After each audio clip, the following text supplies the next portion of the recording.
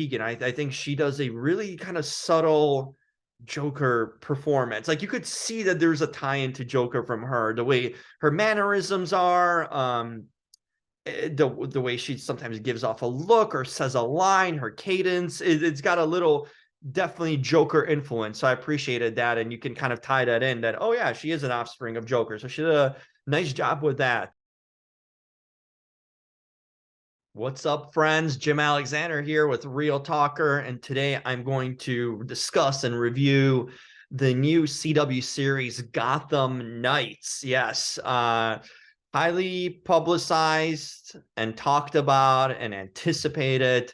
And now we're going to talk about what we saw. So I've seen a lot of it. I'm going to kind of focus on the pilot. I don't want to give away too many things. So there's going to be only spoilers of the pilot episode, but other ones I'm going to keep it mysterious because it's too good of a thing um, to ruin early, right? So you just want to kind of know what's going to happen. There's a lot of twists and turns. So we're going to get into all that. So spoilers only for the pilot, but otherwise I'm keeping things mysterious. But let's talk Gotham Knights. Petty theft, grand larceny, assault. Are you really the Joker's daughter? Is that why you murdered Batman? I am gonna find who did this. With no Batman, who's gonna solve the murder of Bruce Wayne?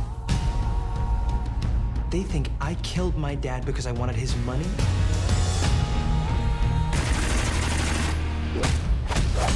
I'm Robin. We have to go. Okay, so Gotham Knights, what's the concept? A new CW show, DC based. They've done a lot of those with Arrow, Flash, Superman and Lois, and the list goes on of all the shows that they've done over the years with DC based characters. So Gotham Knights, not to be confused with the video game, which is out also. Fun game, so check that one out too. But Gotham Knights kind of synopsis and plot is Bruce Wayne is murdered. Yes, that's not a spoiler. That's the reality of what's going on here early on in the pilot. So Bruce Wayne's murdered, and we basically get to see it from the perspective of his adopted son, Turner Hayes, who's played by Oscar Morgan, and the band of misfits that he sort of aligns himself to seek revenge and justice. So that's the plot of it. What did I like about this story? Okay, so that's what we're gonna delve into right now. It's based on young characters, so everyone's kind of like teenagers or young adults basically here. It's an ensemble sort of cast. So the main one is the character of Turner Hayes, the adopted son of Batman. He's not Robin or anything like that. He's just a sort of a new original character here in this story. And the band of baddies, I guess, that he aligns himself, which is Duella, played by Olivia Rose Keegan. I'm looking at the list here. There's a lot of characters here. Carrie Kelly, who's sort of good and bad, maybe more good probably, but she's kind of on her own, played by Navia Zarali Robinson. And then we have Anna Laurie, who plays Stephanie Brown. She's kind of a friend of Hayes, Turner Hayes. And we have the characters of Harper Row, played by Fallon Smith, and Tyler DeSharia, I hope I said his name right, plays Cullen Rowe, brother and sister kind of duo of Harper Row and Cullen Rowe. You can tell the last names, they're brothers and sister. They're baddies. The Rows are baddies, and Duella is a baddie. So that's where we're setting things up, but they all kind of come together to fight a common enemy. So it's like your enemy is a friend of whatever the saying goes. Damn, I forgot it already. But you share a common enemy, and then you bond forces together, you know? So that's the sort of theme of it. The takeaways and observations of the show itself. It's actually really solid, like in a sense where it's got a lot of twists and turns. So there's some stuff that are true elements to the comics and the story. We have the character of Harvey Dent here, prior to being a bad guy. Misha Collins plays him. So that's probably the most kind of known villain or Batman character here that's consistently here. He's sort of running Gotham as opposed to a character such as the Commissioner Jim Gordon, which we really don't have here on the show. There's Commissioner Soto, Deja D plays her, but yeah, no, really Jim Gordon. I think the guy that kind of runs Gotham in a sense from a police aspect is Harvey Dent, and he's kind of the man in charge. At least we see on the show here. So that's a big character here and in that aspect. But it's got a lot of twists and turns because that pilot episode just throws it all at you. It's really intriguing. A lot of cliffhangers. So it's a show that will make you want to come back for more. So I actually like that aspect. I didn't see as many twists and turns, especially from the get-go. And they're not forced twists and turns, because sometimes there's like forced ones and all that, but not in the case of this show. It's actually kind of well put together and figured out. So I actually appreciated that aspect of it. Gotham looks cool. I thought the production value of the show is really solid. Sometimes you see a TV show and a production value of something as franchise iconic as Batman, where you've seen multiple movies and different franchises from that side of it. But for a TV show, it looks really solid. The production value is good. They shot it in Atlanta. Would never think it's Atlanta. By the way, I'm repping Superman here, so didn't plan this out, but ironically, that's what I'm wearing today. But yeah, it's Atlanta looks great. Usually Gotham has been shot in New York or Chicago or even Toronto. I think they did some in Detroit, kind of cities with big skyscrapers and sort of that brooding feel of it. But they really transform Atlanta, and it looks great on screen. So production value is really actually good. It doesn't look cheesy or corny or crappy. It actually looks really solid. So kudos to CW for good production value on this show, because it looks good, and that's important. Otherwise, yeah, it's just an intriguing storyline. We get a lot from the get-go. We find out right away Bruce Wayne is gone, and yeah, and the way it builds this sort of companionship, relationship, camaraderie between Turner Hayes and these young baddies, which actually have an interesting storyline to them. Duella is the offspring of Joker, so that's kind of an interesting thing. So it's basically a world where all the main villains are sort of gone in a sense. Like Joker is dead. There's a mention of that. Bruce Wayne's gone. So it's a blend of like classic storyline with an original storyline. I think they did a good job with the show doing that, actually kind of molding their own path, but also making familiar stops with the past that we know of Batman. So it's like time-wise, if you're trying to piece it all together, it doesn't really work. Joker was dead and Harvey Dent is not Two-Face yet. Yeah, it's kind of maybe off, but from what we're used to, but it works for the show. That's the most important aspect. It works for the show. The fight choreography, solid.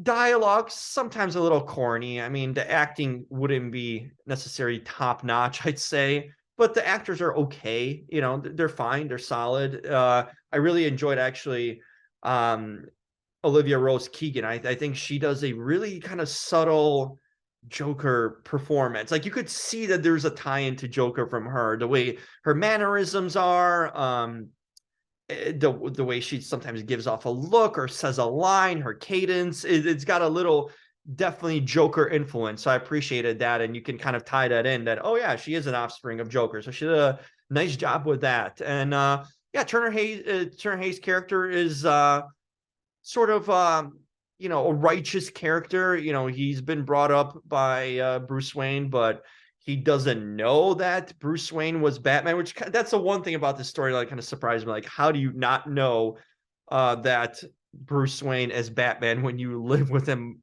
when he adopted you since you were, small kid, and you never figured that out?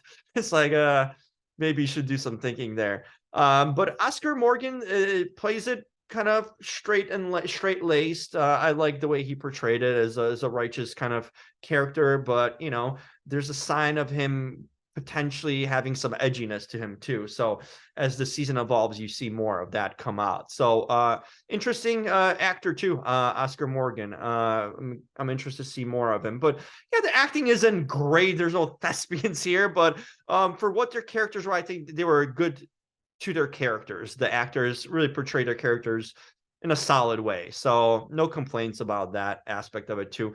The writing sometimes and the one-liners could be a little corny, but they didn't go too cheeseball. So that's appreciated too.